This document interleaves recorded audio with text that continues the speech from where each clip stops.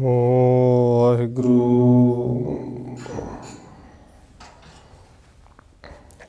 ਇੱਕ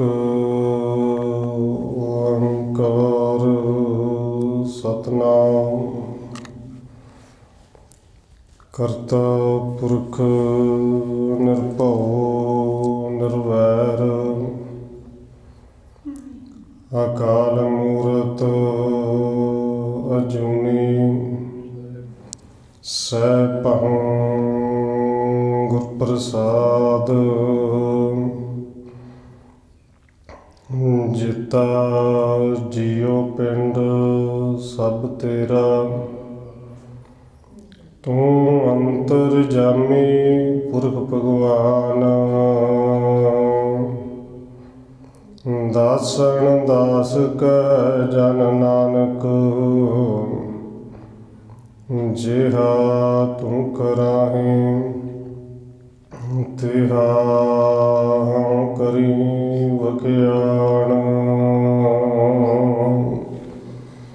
ਸੋ ਕਹੋ ਟਲ ਗੁਰ ਸੇਵੀਐ ਅਹਨਿ ਸਹਿਜ ਸੁਭਾਏ ਦਰਸ਼ਨ ਪਰਸੈ ਗੁਰੂ ਕੈ ਜਨਮ ਮਰਨ ਦੁਖ ਹੋਵੈ ਸਿਫਤ ਖਸਮ ਦੀ ਨੂਰ ਅਰਸੋਂ ਕੁਰਸੋਂ ਝਟੀਐ ਤੁਧ ਡਿਟੇ ਸੱਚੇ ਪਾਤਸ਼ਾਹ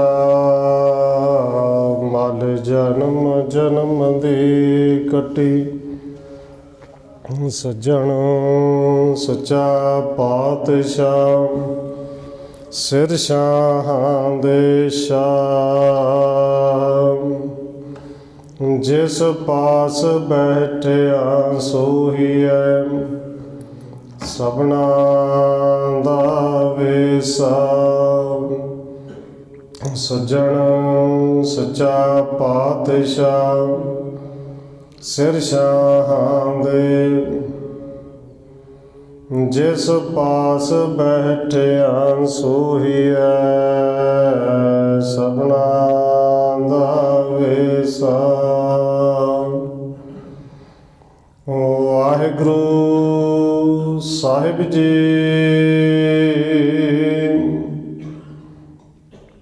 ਸੋਹੀ ਮਹਲਾ ਪਹਿਲਾ। ਭਾਂਡਾ ਹੱਛਾ ਸੋਏ ਜੋ ਤਿਸ ਭਾਵ ਸੇ ਭਾਂਡਾ ਆਤਮ ਲੈਣ ਧੋਤਾ ਹੱਛਾ ਨਾ ਹੋਏ ਸੇ ਭਾਂਡਾ ਹੱਛਾ ਸੋਏ ਜੋ ਤਿਸ ਭਾਵ ਸੇ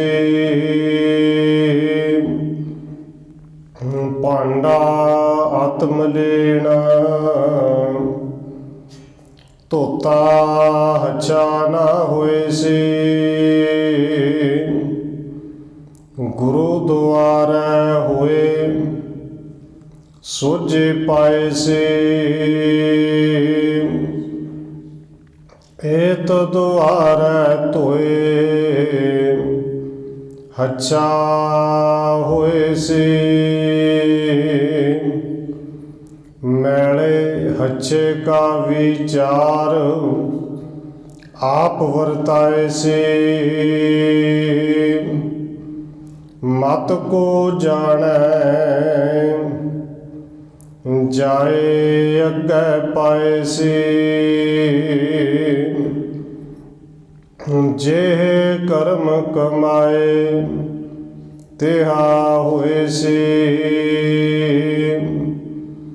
ਅੰਮ੍ਰਿਤ ਹਰਿ ਕਾ ਨਾਉ ਆਪ ਵਰਤਾਏ ਸੇ ਚੱਲਿਆ ਪਤ ਸਿਉ ਜਨਮ ਸਵਾਰ ਵਾਜਾ ਵਾਏ ਸੀ मानस क्या विचारा तेह लोक सुनाए से। नानक आप निहाल सब कुल तार से। मानस क्या विचारा तेह लोक सुनाए से। नानक आप निहाल सब कुल तार से। वाहिगुरु जी का खालसा वाहिगुरु जी की फतेह। परम सन्मानयोग सतगुरु चवर छतर तखत दे मालक हाजरा हजूर जाहरा जहूर शब्द गुरु जुगों जुग अटल सतगुरु धन श्री गुरु ग्रंथ साहिब महाराज सच्चे पातशाह जी की पावन पवित्र हजूरी अंदर जुड़ बैठे सतसंगी जनों, आप जी वड्डे भागां वाले हो जो सत्कारयोग धन माता राजकौर जी दे पावन अस्थान गुरुद्वारा मंजी साहिब विखे अमृत वेले दे दीवाना दी हाजरियां भर रहे हो। नितनेम दी बाणियां तो उपरंत आसा की वार शब्द कीर्तन के नाल आप जी सांझ पा रहे सो आओ रोजाना की तरह सतगुरु जी के बख्शिश किए हुए पावन हुक्म के विचार के नाल सांझ पाने तो पहला असीस बख्शिश करो जी। रसना में करो पवित्र, जितने भी जड़ बैठे हो लो हाजरी सारे आखो जी। वाहिगुरु जी का खालसा वाहिगुरु जी की फतेह। सोहे महला पहला पांडा अच्छा सोए जो तिस भाव से।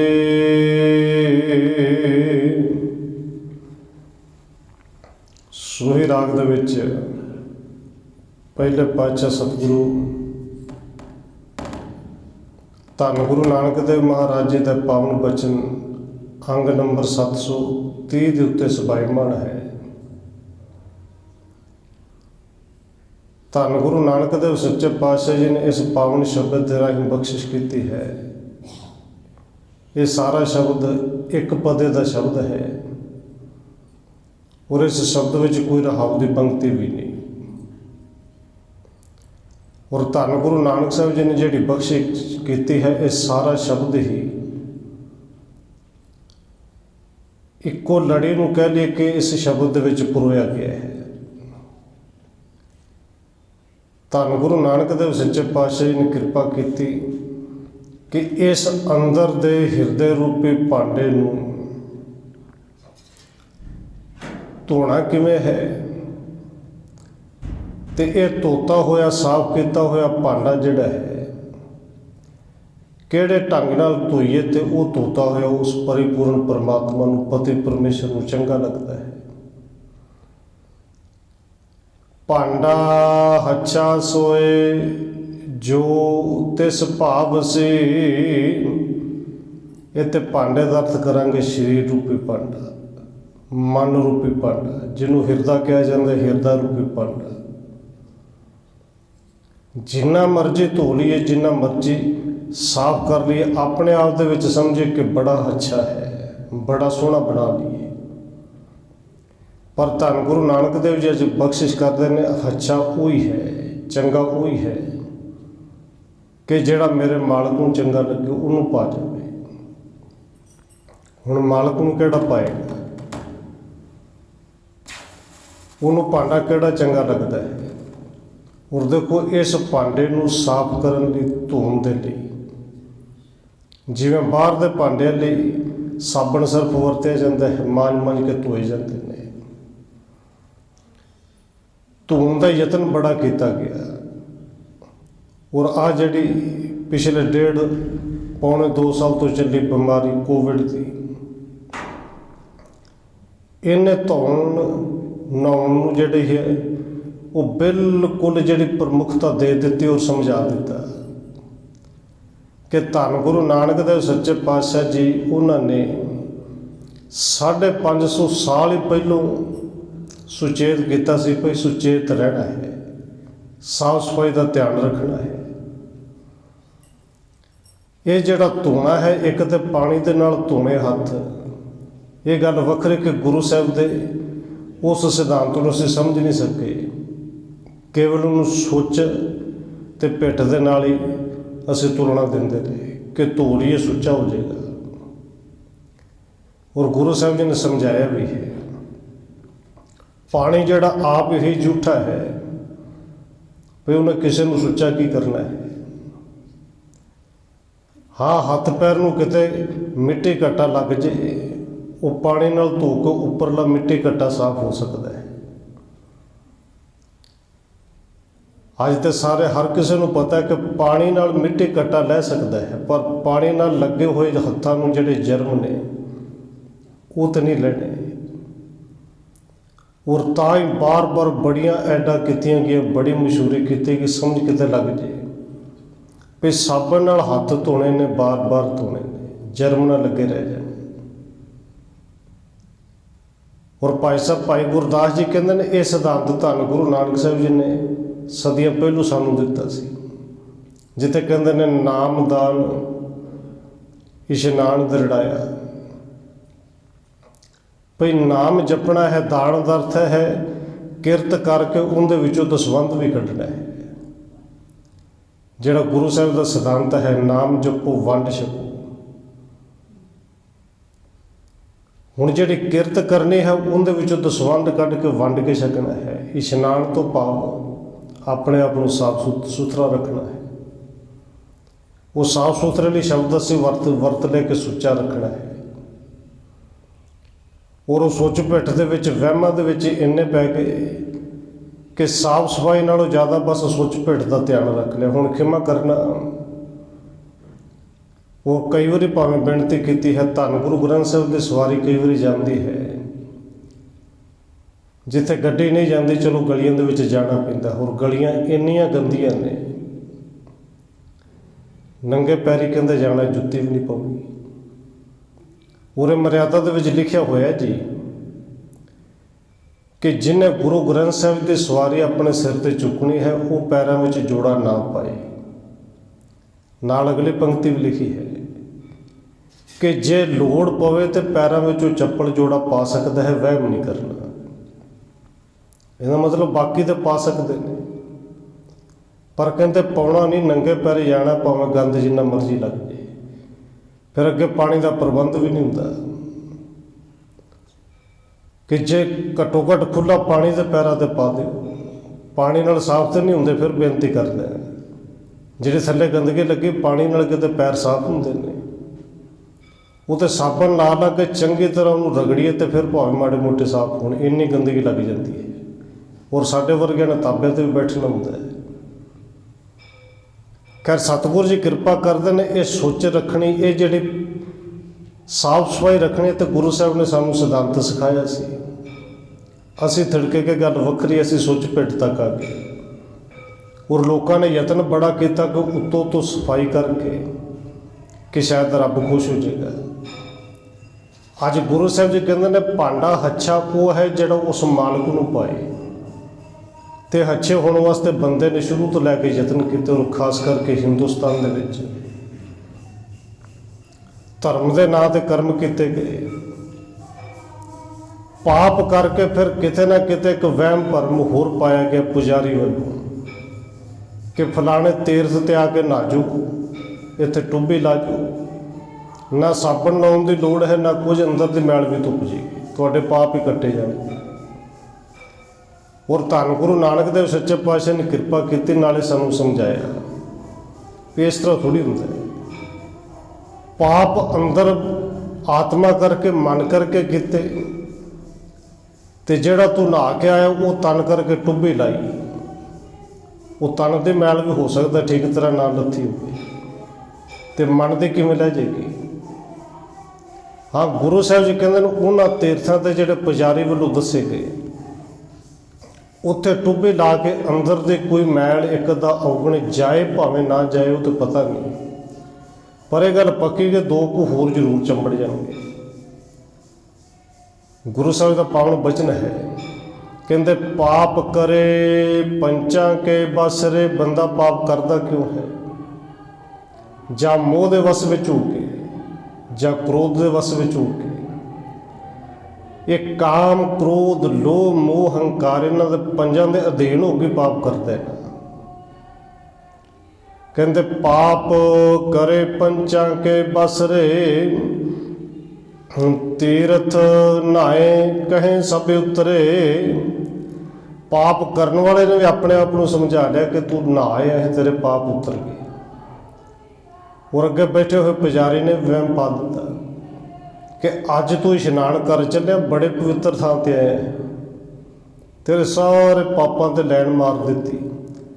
ਕਿ ਜਿਵੇਂ ਉਹ ਲੈਣ ਮਾਰਨ ਵਾਲੀ ਕਲਮ ਇਸ ਪੰਡਤ ਨੂੰ, ਇਸ ਪੁਜਾਰੀ ਨੂੰ, ਜਾਂ ਉਸ ਉੱਥੇ ਬੈਠੇ ਹੋਏ ਕਿਸੇ ਵੀ ਧਰਮ ਦਾ ਪੁਜਾਰੀ ਹੈ, ਕਿ ਰੱਬ ਨੇ ਕਲਮ ਇਹਨੂੰ ਫੜਾਈ ਕਿ ਤੂੰ ਲੈਣ ਮਾਰਦੇ ਆ ਗਿਆ, ਇਸ਼ਨਾਨ ਕਰ ਗਿਆ ਹੈ। ਨਹੀਂ, ਧੰਨ ਗੁਰੂ ਨਾਨਕ ਦੇਵ ਸੱਚੇ ਪਾਤਸ਼ਾਹ ਕਹਿੰਦੇ ਨੇ ਗੁਰੂ ਕੋ ਸੁਖ ਇਸ ਭਰਮ ਵਿੱਚ ਨਹੀਂ ਪੈਣਾ। ਪਾਪ ਕਰੇ ਪੰਚਾਂ ਕੇ ਬਸ ਰੇ, ਤੀਰਥ ਨਹਾਏ ਕਹੇ ਸਭ ਉਤਰੇ। ਤੇ ਇਹਦੇ ਨਾਲ ਹੁੰਦਾ ਕੀ ਹੈ?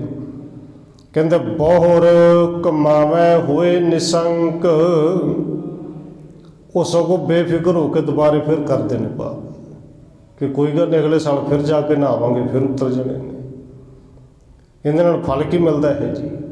ਕਹਿੰਦੇ ਜੰਪੁਰ ਬਾਂਧ ਖਰੇ ਕਲੰਕ।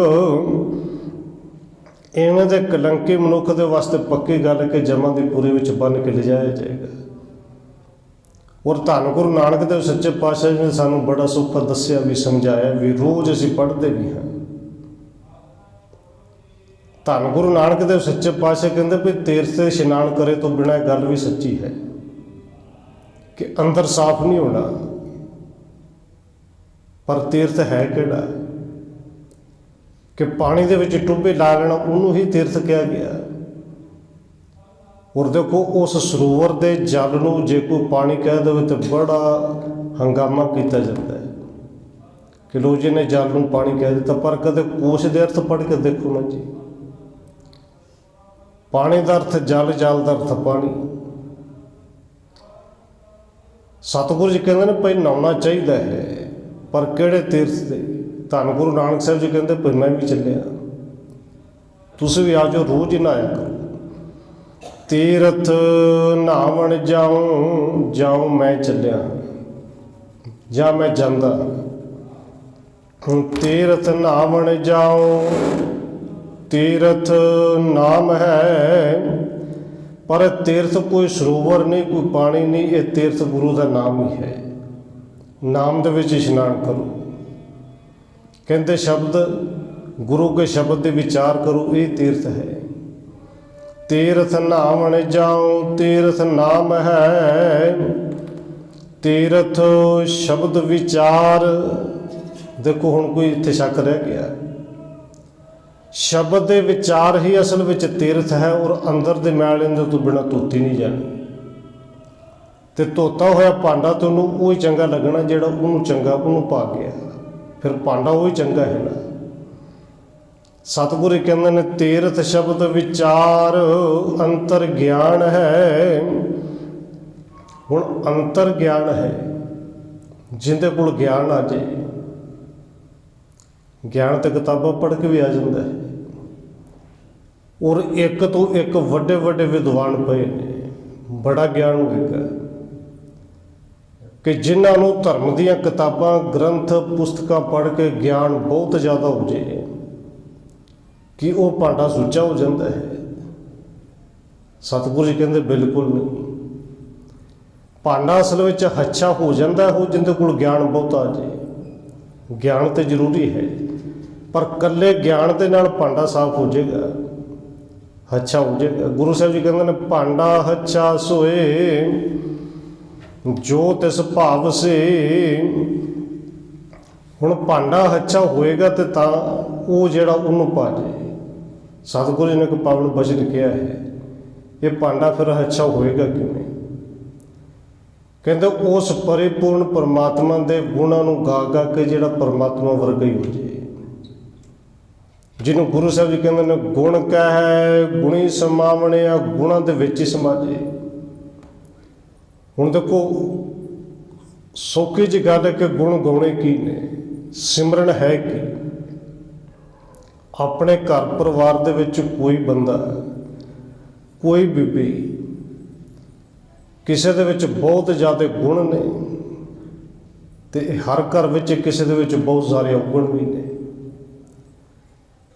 ਕਿਸੇ ਨੂੰ ਘਰ ਪਰਿਵਾਰ ਦੇ ਵਿੱਚ ਗਲੀ ਮੁਹੱਲੇ ਦੇ ਵਿੱਚ ਯਾਦ ਕੀਤਾ ਜਾਂਦਾ ਗੁਣਾਂ ਕਰਕੇ, ਤੇ ਕਿਸੇ ਨੂੰ ਯਾਦ ਕੀਤਾ ਜਾਂਦਾ ਅਵਗੁਣਾਂ ਕਰਕੇ। ਹੁਣ ਯਾਦ ਕਰਨਾ ਹੀ ਤਾਂ ਸਿਮਰਨ ਹੈ ਨਾ। ਬੰਦੇ ਨੇ ਕਦੇ ਝੂਠ ਨਾ ਬੋਲਿਆ ਹੋਵੇ, ਗਲੀ ਮੁਹੱਲੇ ਜਿਹੜੇ ਲੋਕ ਜਾਣਦੇ ਨੇ ਕਹਿੰਦੇ ਨੇ ਦੇਖੋ ਜੀ ਉਹ ਬੰਦਾ ਜਾਂਦਾ ਕਦੇ ਝੂਠ ਨਹੀਂ ਬੋਲਿਆ, ਉਹ ਬੰਦਾ ਕਦੇ ਕਿਸੇ ਤੋਂ ਨਹੀਂ ਡਰਿਆ ਔਰ ਨਾ ਹੀ ਉਹਨੇ ਕਿਸੇ ਨੂੰ ਡਰਾਇਆ ਕਦੇ। ਇਹ ਸਾਰੇ ਗੁਣ ਕਿਹਦੇ ਨੇ ਜੀ? ਰੱਬ ਦੇ। ਤੇ ਜੇ ਇਹ ਗੁਣ ਕੋਈ ਆਪਣੇ ਅੰਦਰ ਧਾਰਨ ਕਰ ਲੇ, ਤੁਹਾਡੇ ਰਾਹੀਂ ਰੱਬ ਚੇਤੇ ਆਏਗਾ। ਰੱਬ ਦੇ ਸਿਮਰਨ ਹੋ ਰਿਹਾ ਹੈ, ਉਹ ਤੁਹਾਡਾ ਸਿਮਰਨ ਨਹੀਂ, ਤੁਹਾਨੂੰ ਚੇਤੇ ਕਰਦਾ, ਤੁਹਾਡੇ ਰਾਹੀਂ ਰੱਬ ਦੇ ਸਿਮਰਨ ਹੋ ਰਿਹਾ ਨਾ। ਕਿਉਂਕਿ ਰੱਬ ਵੀ ਡਰਦਾ ਕਿਸੇ ਤੋਂ ਨਹੀਂ, ਡਰਾਉਂਦਾ ਕਿਸੇ ਨੂੰ ਨਹੀਂ। ਇਹ ਰੱਬ ਦਾ ਗੁਣ ਹੈ, ਉਹ ਆਪ ਸੱਚਾ ਹੈ, ਸੱਚ ਤੇ ਚੱਲਣ ਦਾ ਉਪਦੇਸ਼ ਦਿੰਦਾ ਹੈ ਕਿ ਜਿਹੜਾ ਨਿਰਭਉ ਨਿਰਵੈਰ ਰੋਜ਼ ਜਪਨੇ, ਕਈ ਮਾਲਾ ਵੀ ਕਰ ਦਿੰਦੇ ਨੇ ਕਈ। ਤੇ ਜੇ ਆਪ ਨਿਰਭਉ ਹੋਇਆ ਹੀ ਨਹੀਂ, ਆਪ ਨਿਰਵੈਰ ਹੋਇਆ ਹੀ ਨਹੀਂ, ਤੇ ਕੇਵਲ ਪੜ੍ਹਨ ਦੇ ਨਾਲ ਤੇ ਗੱਲ ਨਹੀਂ ਨਾ ਬਣਨੀ। ਗੁਰੂ ਸਾਹਿਬ ਜੀ ਨੇ ਪਾਵਨ ਬਚਨ ਕਿਹਾ ਹੈ ਕਿ ਅਸਲ ਵਿੱਚ ਮਨੁੱਖ ਦਾ ਇਸ ਸੰਸਾਰ ਦੇ ਆਉਣ ਦਾ ਮਕਸਦ ਹੀ ਇਹ ਸੀ ਕਿ ਭਾਈ ਤੂੰ ਗੁਣਾਂ ਨੂੰ ਗਾ ਕੇ ਗੁਣਾਂ ਦੇ ਵਿੱਚ ਸਮਾ ਜਾ, ਰੱਬ ਵਰਗੇ ਹੋ ਜਾ। ਤੈਨੂੰ ਵੇਖ ਕੇ ਲੋਕਾਂ ਨੂੰ ਰੱਬ ਚਿੱਤੇ ਆ ਜਾਏ ਕਿ ਰੱਬ ਜੇ ਹੋਵੇਗਾ ਇਹਦੇ ਵਰਗਾ ਹੀ ਹੋਵੇਗਾ। ਔਰ ਸਤਿਗੁਰੂ ਜੀ ਨੇ ਪਾਵਨ ਬਚਨ ਕਹੇ ਨੇ, ਕਹਿੰਦੇ ਜਨ ਆਵਣ ਕਾ ਇਹ ਸੁਭਾਉ, ਜਨ ਕੈ ਸੰਗ ਚਿਤ ਆਵੈ ਨਾਉ। ਬਸ ਇੱਥੇ ਆਉਣ ਦਾ ਸਵਾਰਥ ਹੀ ਇਹ ਹੈ, ਮਨੋਰਥ ਹੀ ਇਹ ਹੈ ਕਿ ਉਹਨੂੰ ਵੇਖ ਕੇ ਰੱਬ ਦਾ, ਪਰਮੇਸ਼ਰ ਦਾ ਨਾਮ ਚਿੱਤੇ ਆਵੇ। ਔਰ ਤਾਂ ਹੀ ਧੰਨ ਗੁਰੂ ਕਲਗੀਧਰ ਪਾਤਸ਼ਾਹ ਜੀ ਨੇ ਬਚਨ ਕਹੇ ਸਨ ਕਿ ਖਾਲਸਾ ਮੇਰੋ ਰੂਪ ਹੈ ਖਾਸ, ਖਾਲਸੇ ਮੈਂ ਹੂੰ ਕਰੂ ਨਿਵਾਸ। ਵੀ ਖਾਲਸੇ ਨੂੰ ਵੇਖ ਕੇ ਤੈਨੂੰ ਗੁਰੂ ਚੇਤੇ ਆ ਜੇ, ਮੈਂ ਖਾਲਸੇ ਦੇ ਵਿੱਚ ਹੀ ਹਾਂ। ਹੁਣ ਇਹ ਝਾਤ ਅਸੀਂ ਮਾਰਨੇ ਕਿ ਅਸੀਂ ਖਾਲਸੇ ਕਿੰਨੇ ਕੁ ਬਣੇ, ਸਾਡੇ ਅੰਦਰ ਉਹ ਖਾਲਸੇ ਵਾਲੇ ਗੁਣ ਹਨ ਕਿ ਨਹੀਂ। ਔਰ ਜੇ ਨਹੀਂ ਤੇ ਫਿਰ ਉਹ ਗੁਣ ਇਕੱਠੇ ਕਰਨੇ ਚਾਹੀਦੇ ਨੇ। ਖਾਲਸਾ ਕੌਣ ਹੈ?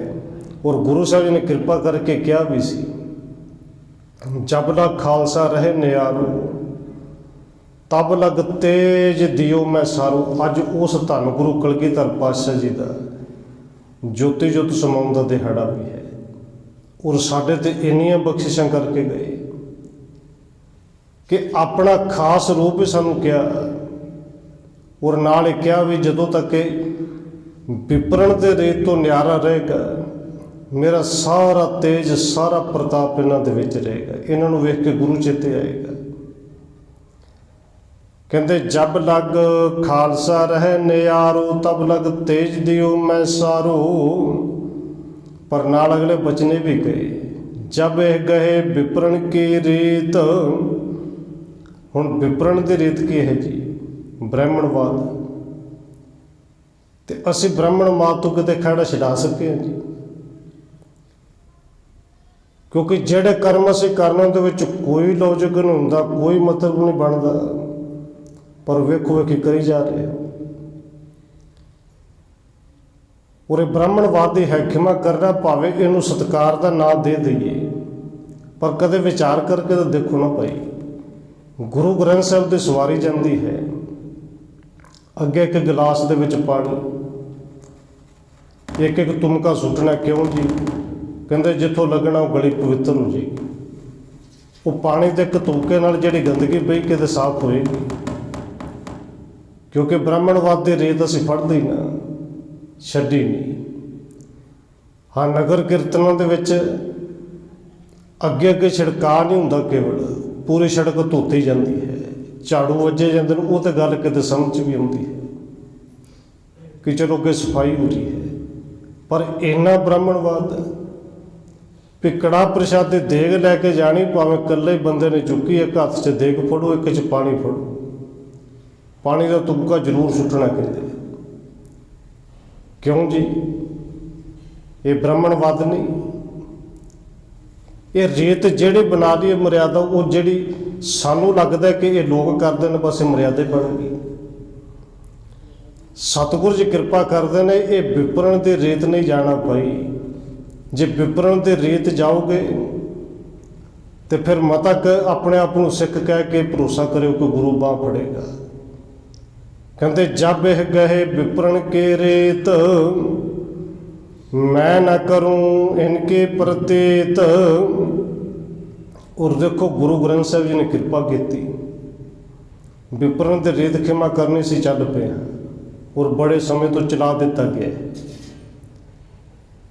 ਗੁਰਦੁਆਰਿਆਂ ਨੂੰ ਹੁਣ ਅਸੀਂ ਧੰਨ ਗੁਰੂ ਰਾਮਦਾਸ ਸੱਚੇ ਪਾਤਸ਼ਾਹ ਦਾ ਪਾਵਨ ਸਥਾਨ ਹੈ ਹਰਿਮੰਦਰ ਸਾਹਿਬ, ਸੱਚਖੰਡ ਸ੍ਰੀ ਹਰਿਮੰਦਰ ਸਾਹਿਬ, ਕਿਤੇ ਮਾੜਾ ਲਫ਼ਜ਼ ਹੈ ਜੀ।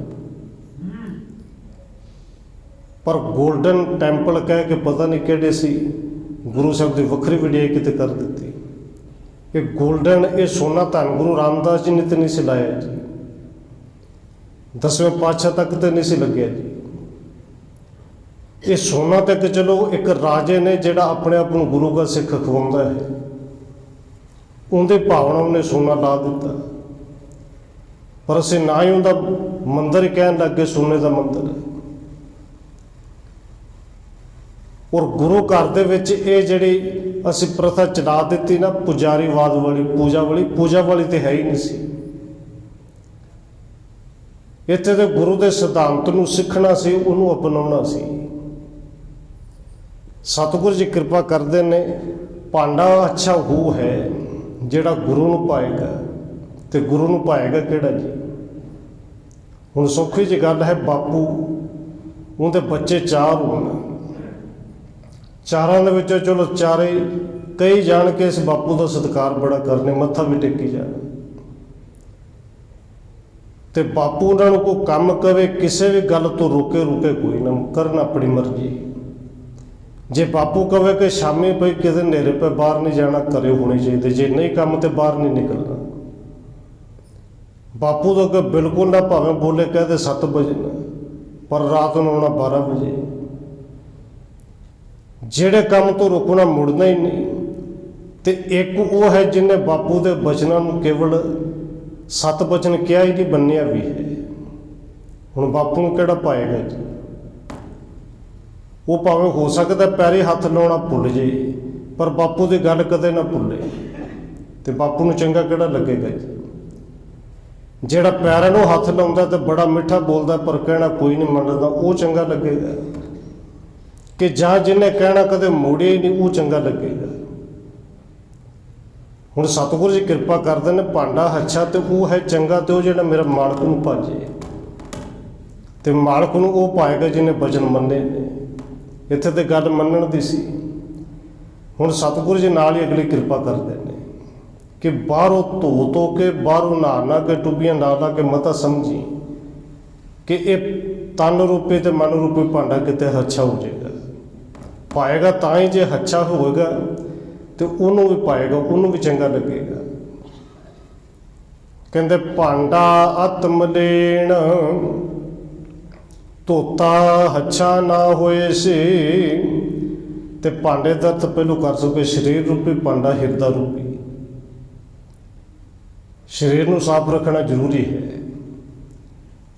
ਪਰ ਇੱਥੇ ਭਾਂਡਾ ਇਕੱਲਾ ਸਰੀਰ ਨਹੀਂ, ਸਰੀਰ ਦੇ ਅੰਦਰ ਵਿੱਚ ਜਿਹੜਾ ਕਹਿ ਲਈਏ ਕਿ ਆਤਮਾ ਹੈ, ਜਿਹੜਾ ਅੰਦਰ ਦਾ ਹਿਰਦਾ ਹੈ। ਭਾਂਡਾ ਆਤਮ ਲੀਨ, ਬੜਾ ਮੈਲਾ ਹੋਇਆ ਹੈ, ਧੋਤਾ ਅੱਛਾ ਨਾ ਹੋਏ।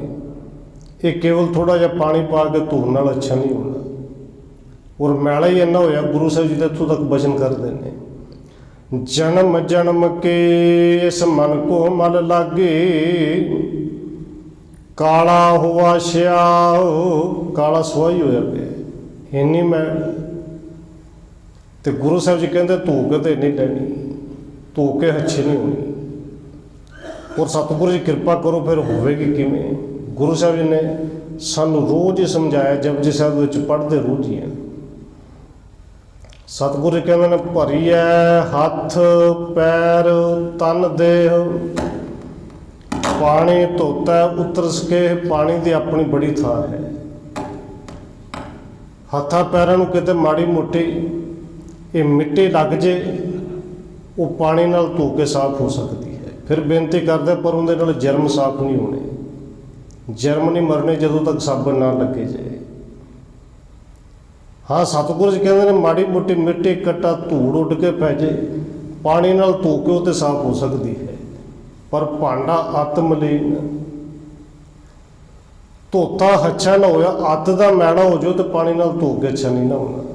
ਔਰ ਗੁਰੂ ਸਾਹਿਬ ਜੀ ਨੇ ਕਿਰਪਾ ਕੀਤੀ, ਸਮਝਾਇਆ ਵੀ ਕਿ ਮੂਤ ਪਲੇਤੇ ਕੱਪੜ ਹੋਏ, ਦੇ ਸਾਬੂਨ ਲਈਏ ਉਹ ਧੋਏ ਮੂਤ ਕਲੇਤੇ।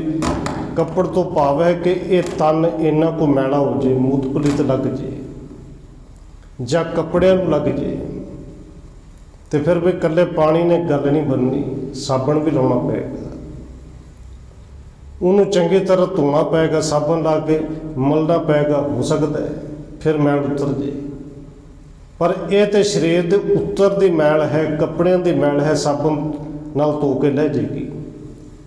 ਪਰ ਗੁਰੂ ਸਾਹਿਬ ਜੀ ਕਹਿੰਦੇ ਨੇ ਭਰੀ ਹੈ ਮਤ ਪਾਪਾਂ ਕੈ ਸੰਗ, ਭਾਂਡਾ ਅੱਤ ਮਲੀਨ। ਇਹ ਮੱਤ ਤੇ ਪਾਪਾਂ ਦੇ ਨਾਲ ਭਰੀ ਗਈ, ਤੇ ਪਾਪਾਂ ਨਾਲ ਭਰੀ ਹੋਈ ਮੱਤ, ਇਹਨੂੰ ਧੋਣ ਦਾ ਇੱਕੋ ਹੀ ਤਰੀਕਾ ਹੈ, ਗੁਰੂ ਦਾ ਨਾਮ, ਉਸ ਪਰਿਪੂਰਨ ਪਰਮਾਤਮਾ ਦੀ ਬੰਦਗੀ ਸਿਮਰਨ। ਭਰੀਐ ਮਤ ਪਾਪਾਂ ਕੈ ਸੰਗ, ਉਹ ਧੋਪੈ ਨਾਵੈ ਕੈ ਰੰਗ। ਹੁਣ ਸਤਿਗੁਰੂ ਕਹਿੰਦੇ ਨੇ ਭਾਂਡਾ ਅੱਤ ਮਲੀਨ, ਧੋਤਾ ਹੱਛਾ ਨਾ ਹੋਏ ਸੇ। ਇਹ ਧੋ ਕੇ ਵੀ ਚੰਗਾ ਨਹੀਂ ਹੋਣਾ, ਸਾਫ਼ ਨਹੀਂ ਹੋਣਾ। ਔਰ ਕਈ ਵਾਰੀ ਧੋ ਕੇ ਭੁਲੇਖਾ ਪੈ ਜਾਂਦਾ ਹੈ। ਸਤਿਗੁਰੂ ਕਹਿੰਦੇ ਨੇ ਬਾਹਰੋਂ ਬਾਹਰੋਂ ਜਿੰਨਾ ਮਰਜ਼ੀ ਧੋਈ ਜਾ, ਪਰ ਇੱਕ ਗੱਲ ਚੇਤੇ ਰੱਖੀ, ਨਾਵਣ ਚੱਲੇ ਤੀਰਥੇ,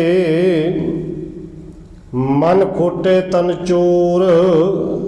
ਜਿੰਨੇ ਮਰਜ਼ੀ ਤੀਰਥਾਂ ਤੇ ਨਹਾਈ ਜਾ, ਜੇ ਮਨ ਦੇ ਅੰਦਰ ਖੋਟ ਹੈ, ਅੰਦਰ ਕਿਤੇ ਨਾ ਕਿਤੇ ਚੋਰ ਟਿਕਿਆ ਕਿ ਪਿਛਲੇ ਪਾਪ ਲੈ ਜਾਣਗੇ, ਅੱਗੋਂ ਫਿਰ ਕਰ ਲਾਂਗੇ। ਕਹਿੰਦੇ ਨਾਵਣ ਚੱਲੇ ਤੀਰਥੇ, ਮਨ ਖੋਟੇ ਤਨ ਚੋਰ। ਇੱਕ ਭਾ ਲਾਥੇ ਨਹਾਤਿਆਂ, ਹੁਣ ਨਹਾ ਕੇ ਇੱਕ ਭਾ ਲੈ ਜਾਏਗਾ ਇਹ ਜ਼ਰੂਰੀ ਨਹੀਂ। ਇੱਥੇ ਗੁਰੂ ਸਾਹਿਬ ਨੇ ਇਸ਼ਾਰਾ ਕੀਤਾ ਕਿ ਪਤਾ ਨਹੀਂ ਇੱਕ ਕਿਤੇ ਲੈਣਾ ਕਿ ਨਹੀਂ ਲੈਣਾ। ਇੱਕ ਭਾ ਲੱਥੇ ਨਹਾਤਿਆਂ, ਦੋਏ ਭਾ ਚੜੀਏ ਸੁਹੋਰ। ਲਵੇ ਤੇ ਪਤਾ ਨਹੀਂ ਕੋਈ ਹੈ ਕਿ ਨਾ, ਪਰ ਚੜ ਜ਼ਰੂਰ ਜਾਏਗਾ। ਦੋ ਹੋਰ ਤੇ ਚੜਨਗੇ, ਇੱਕ ਤੇ ਦੁਬਦਾ ਵਾਲਾ ਤੇ ਚੜ੍ਹੇ ਗਈ ਕਿ ਸ਼ਾਇਦ ਪਿਛਲੇ ਮਾਫ ਹੋ ਗਏ, ਤੇ ਦੂਸਰਾ ਨਾਲ ਹੰਕਾਰ ਵਾਲਾ ਚੜ੍ਹ ਜਾਣਾ, ਹਉਮੈ ਵਾਲਾ, ਕਿ ਮੈਂ ਤੇ ਤੀਰਥ ਇਸ਼ਨਾਨੀ ਜੀ ਹਰ ਸਾਲ ਆਉਣਾ। ਹੁਣ ਗੁਰੂ ਸਾਹਿਬ ਜੀ ਕਹਿੰਦੇ ਨੇ ਇਹ ਬਾਹਰੋਂ ਬਾਹਰੋਂ ਧੋ ਕੇ ਕੋਈ ਸਾਫ਼ ਨਹੀਂ ਹੋਣਾ। ਭਾਂਡਾ ਅੱਤ ਮਲੀਨ, ਧੋਤਾ ਹੱਛਾ ਨਾ ਹੋਏ ਸੀ। ਫਿਰ ਸਤਿਗੁਰੂ ਜੀ ਕਿਵੇਂ ਹੱਛਾ ਹੋਏਗਾ? ਕਿਉਂਕਿ ਭਾਂਡੇ ਨੂੰ ਧੋਣ ਵਾਸਤੇ ਤਾਂ ਇੱਥੇ ਆਏ ਆ ਨਾ ਗੁਰੂ ਘਰ ਦੇ ਵਿੱਚ। ਸਤਿਗੁਰੂ ਜੀ ਕਿਰਪਾ ਕਰਦੇ ਨੇ। ਅਗਲੇ ਪੰਕਤੀ 'ਚ ਕਹਿੰਦੇ ਨੇ ਧੋਣ ਦਾ ਤਰੀਕਾ, ਗੁਰੂ ਦੁਆਰੇ ਹੋਏ ਸੋਝੇ ਪਾਏ ਸੇ। ਬਸ ਗੁਰਦੁਆਰੇ ਹੋਣਾ, ਇਸੇ ਕਰਕੇ ਕੋਈ ਨਾ ਕੋਈ ਸੋਝੀ ਮਿਲ ਜੇ। ਔਰ ਸੋਝੇ ਤੋਂ ਬਿਨਾ ਅੰਦਰ ਦਾ ਭਾਂਡਾ ਸਾਫ਼ ਨਹੀਂ ਹੋਣਾ। ਜੇ 50 ਸਾਲ ਗੁਰੂ ਘਰ ਦੇ ਵਿੱਚ ਆ ਕੇ ਵੀ ਅੰਦਰ ਰੁੱਤਾ ਭਰ ਵੀ ਕਿਤੇ ਤਬਦੀਲੀ ਨਹੀਂ ਨਾ ਆਈ, ਇਹਦਾ ਮਤਲਬ ਸਾਨੂੰ ਸੋਝੀ ਪਈ ਨਹੀਂ। ਤੇ ਇਸ ਸੋਝੀ ਤੋਂ ਬਿਨਾ ਇਹ ਭਾਂਡਾ ਸਾਫ਼ ਹੋਣਾ ਨਹੀਂ। ਗੁਰੂ ਦੁਆਰੇ ਹੋਏ ਸੋਝੇ ਪਾਏ ਸੇ। ਤੇ ਸਤਿਗੁਰੂ ਜੀ ਕੇਵਲ ਗੁਰਦੁਆਰੇ ਆ ਕੇ ਮੱਥਾ ਟੇਕ ਕੇ ਸੋਝੀ ਮਿਲ ਜਾਏਗੀ। ਮੱਥਾ ਟੇਕਿਆ, ਪਰਿਕਰਮਾ ਕੀਤੀਆਂ, ਕੜਾ ਪ੍ਰਸ਼ਾਦੀ ਦੇਗ ਲਈ ਚੱਲ ਪਏ। ਸੋਝੀ ਮਿਲ ਜਾਏਗੀ, ਫਿਰ ਇਹ ਭਾਂਡਾ ਸਾਫ਼ ਹੋ ਜਾਏਗਾ। ਤੇ ਸਤਿਗੁਰੂ ਜੀ ਨੇ ਕਿਰਪਾ ਕੀਤੀ ਹੈ। ਕਹਿੰਦੇ ਵੀ ਇਵੇਂ ਤਾਂ ਸਾਰੀ ਦੁਨੀਆ ਆਉਂਦੀ ਹੈ, ਉਦੋਂ ਵੀ ਆਉਂਦੀ ਸੀ, ਅੱਜ ਵੀ ਆ ਰਹੀ ਹੈ। ਕਹਿੰਦੇ ਸਤਿਗੁਰੂ ਨੂੰ ਸਭ ਕੋ ਵੇਖਦਾ, ਦਰਸ਼ਨ ਤੇ ਸਾਰੇ ਕਰ ਲੈਂਦੇ ਨੇ। ਕਹਿੰਦੇ ਸਤਿਗੁਰੂ ਨੂੰ ਸਭ ਕੋ ਵੇਖਦਾ, ਜੇਤਾ ਜਗਤ ਸੰਸਾਰ, ਡਿਠੈ ਮੁਕਤ ਨਾ ਹੋਵੇ, ਜਿਚਰ ਸ਼ਬਦ ਨਾ ਕਰੇ ਵਿਚਾਰ। ਭਈ ਗੁਰੂ ਦੁਆਰੇ ਹੋਏ ਸੋਝੇ ਪਾਏ ਸੀ, ਇਹ ਸੋਝੇ ਗੁਰੂ ਦੇ ਸ਼ਬਦ ਦੇ ਵਿਚਾਰ ਰਹੀ ਹੋਣੀ ਹੈ, ਵਿਚਾਰ ਕਰਕੇ ਹੋਣੀ ਹੈ। ਔਰ ਕੇਵਲ ਵਿਚਾਰ ਕਰਕੇ ਸੁਣਾ ਦੇਣੀ, ਵਿਚਾਰ ਸੁਣ ਲੈਣੀ। ਇਹਦਾ ਮਤਲਬ ਇਹ ਨਹੀਂ ਕਿ ਸਾਨੂੰ ਬੜੀ ਸੋਝੀ ਆ ਗਈ। ਇਹ ਸੋਝੀ ਉਦਣ ਆਵੇਗੀ ਜਿੱਦਣ ਇਸ ਵਿਚਾਰ ਨੂੰ ਜੀਵਨ ਵਿੱਚ ਅਸੀਂ ਲਾਗੂ ਵੀ ਕਰ ਲਿਆ, ਕਿ ਜਿਹੜੀ ਵਿਚਾਰ ਕੀਤੀ, ਜਿਹੜੀ ਵਿਚਾਰ ਸੁਣੀ, ਜੀਵਨ ਨੂੰ ਉਸ ਮੁਤਾਬਕ ਬਣਾ ਲਿਆ। ਹੁਣ ਸਤਿਗੁਰੂ ਜੀ ਕਹਿੰਦੇ ਨੇ, ਗੁਰੂ ਸਾਹਿਬ ਜੀ ਸਾਨੂੰ ਸਮਝਾਉਂਦੇ ਨੇ ਕਿ ਸੋਝੀ ਕਿਹੜੀ ਮਿਲਣੀ ਹੈ ਜੀ, ਸੋਝੀ ਲੈਣੀ ਕਿਹੜੀ ਹੈ। ਸਤਿਗੁਰੂ ਜੀ ਕਹਿੰਦੇ ਅੰਮ੍ਰਿਤ ਵੇਲਾ ਸੱਚ ਨਾਉ, ਉਹ ਅੰਮ੍ਰਿਤ ਵੇਲਾ ਹੈ ਜਦੋਂ ਸੱਚਾ ਨਾਂ ਲਿਆ ਜੇ। ਉਹ ਸੱਚਾ ਨਾਂ ਕੀ ਹੈ, ਉਹ ਅੰਮ੍ਰਿਤ ਵੇਲਾ ਕੀ ਹੈ, ਇਹ ਗੁਰੂ ਸਾਹਿਬ ਜੀ ਨੇ ਕਿਰਪਾ ਕਰਕੇ ਸਾਨੂੰ ਸਮਝਾਇਆ।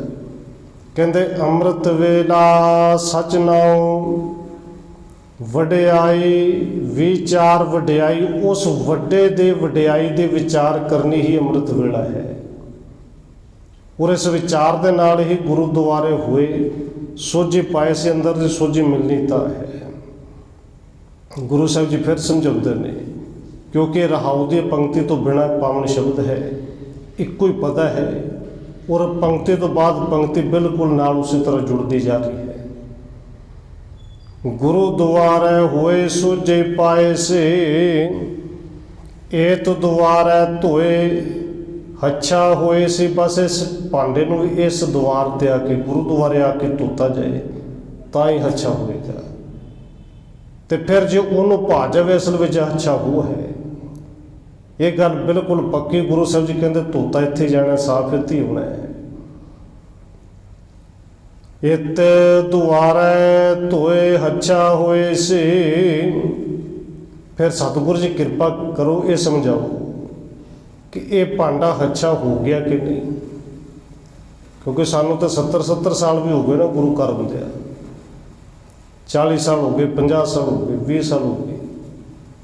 ਸਾਨੂੰ ਪਤਾ ਕਿਵੇਂ ਲੱਗੇ ਕਿ ਅੰਦਰ ਦਾ ਭਾਂਡਾ ਧੋਤਾ ਗਿਆ, ਸਾਫ਼ ਹੋ ਗਿਆ। ਸਤਿਗੁਰੂ ਜੀ ਫਿਰ ਨਾਲ ਅਗਲੀ ਕਿਰਪਾ ਵੀ ਕੀਤੀ।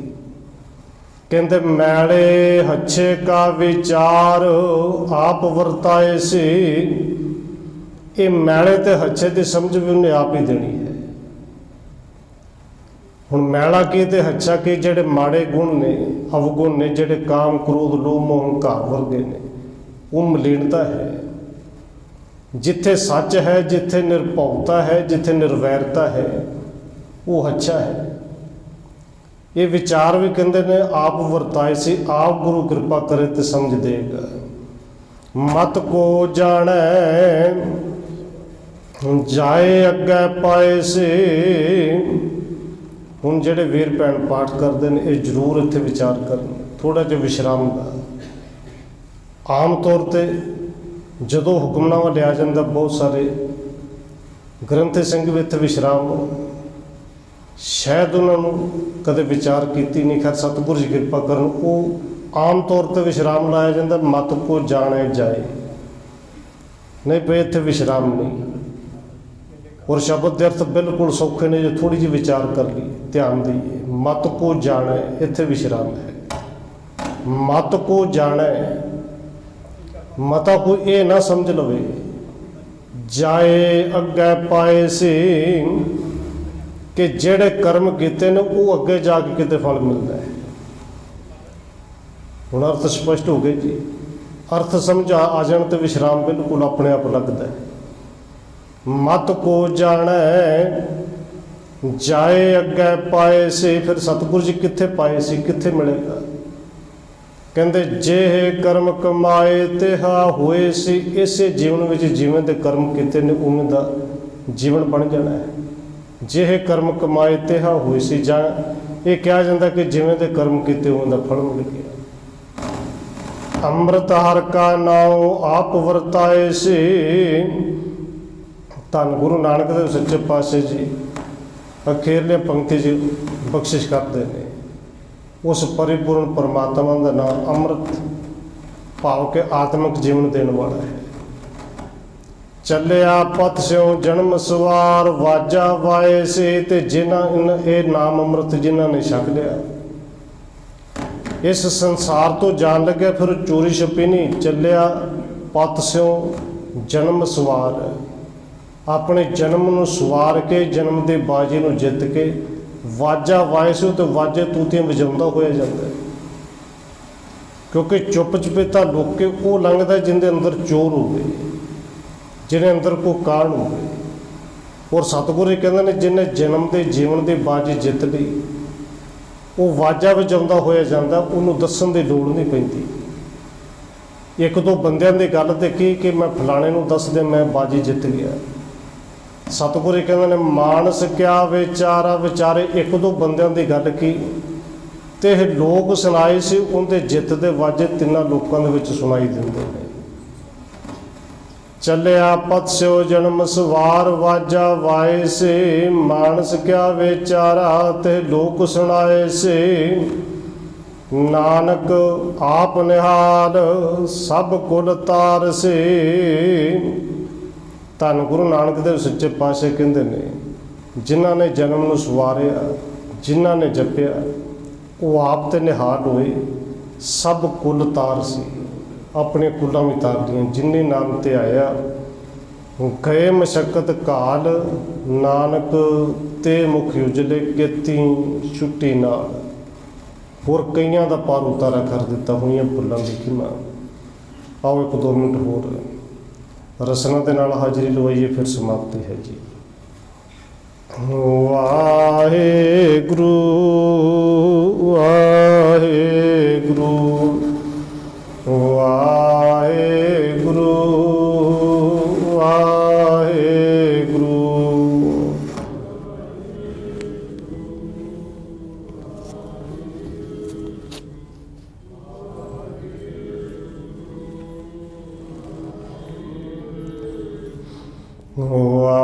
ਵਾਹਿਗੁਰੂ ਵਾਹਿਗੁਰੂ ਵਾਹਿਗੁਰੂ ਵਾਹਿਗੁਰੂ।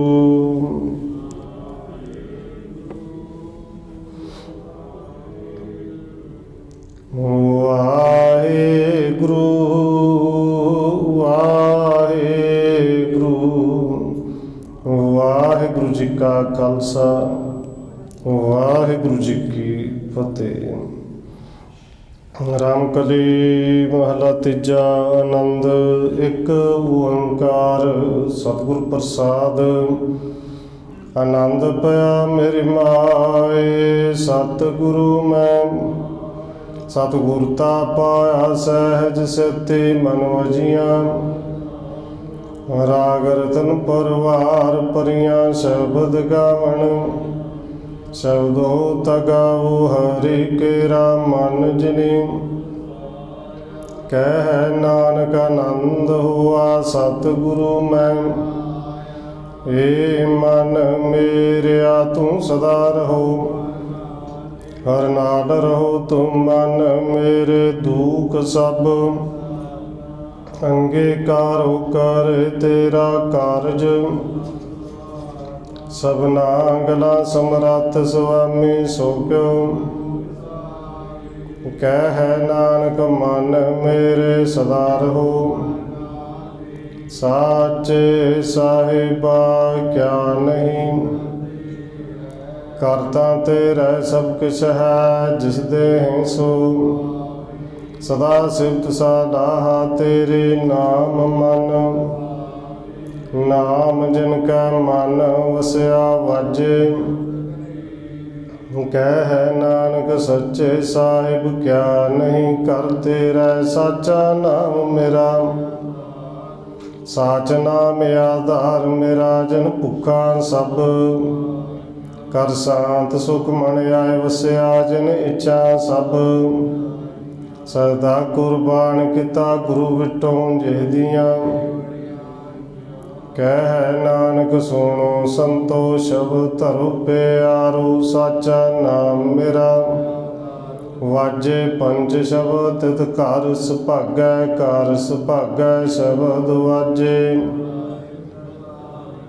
ਪੰਚ ਦੂਤ ਤੁਧ ਵਸ ਕੀਤੇ ਕਾਲ ਕੰਟਕ ਤੁਰ ਕਰਮ ਪਾਇਆ ਤੁਧ ਜਿਨ ਕੋ ਸੇ ਨਾਮ ਹਰਿ ਕੇ ਕਹਿ ਨਾਨਕ ਤਹਿ ਸੁਖ ਹੋਆ ਤਿਤ ਘਰ